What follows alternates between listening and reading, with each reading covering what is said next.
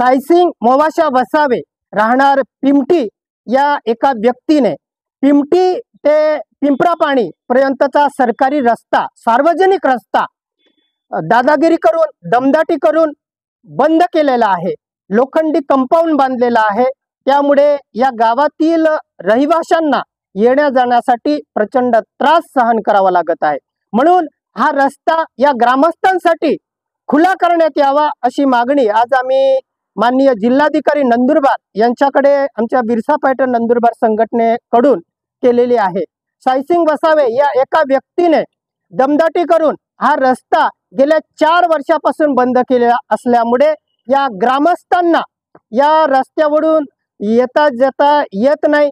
त्यामुळे या गावातील वयोवृद्ध माणसं, गरोदर महिला इत्यादींना रुग्णालयात नेताना वाटेतच वेळेअभावी उपचार मिळाला नसल्यामुळे त्यांचा मृत्यू होत आहे। अनेक जीव जात आहेत आणि या गावामध्ये पाण्याची कोणत्याच प्रकारची सोय नाही, विहीर नाही, हातपंप नाही आणि जलजीवन मिशन योजनेअंतर्गत इथं पाणी पोहोचवण्यासाठी साहित्य या गावापर्यंत रस्ता नसल्यामुळे पोहोचत नाही। घरकुले मंजूर आहेत, परंतु घरकुलसाठी जे साहित्य लागतं ते रस्ता नसल्यामुळे घरापर्यंत लोकांना पोहोचत नाही। म्हणून घरकुल सुद्धा बांधली गेली नाही आहेत। शाळकरी मुलांना मोठी नदी पार करावी लागते, 2 डोंगर पार करावे लागतात। असा प्रचंड त्रास या रस्त्याअभावी या ग्रामस्थांना होत आहे। म्हणून हा रस्ता तात्काळ खुला करावा अशी आम्ही मागणी केलेली आहे। हा रस्ता जर खुला केला नाही तर आम्ही या ग्रामस्थां मिळून आदिवासी संघटनांतर्फे तीव्र असं आंदोलन छेडणार आहोत। जय बिरसा, जय आदिवासी।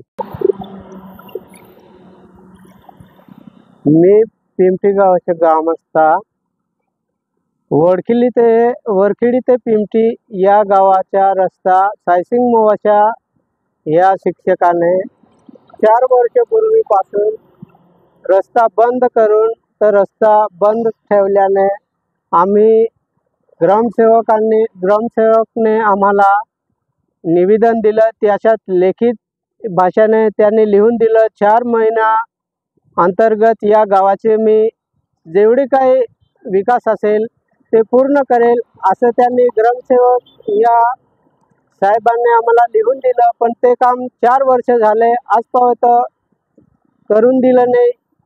हे काम करून देण्यासाठी आम्ही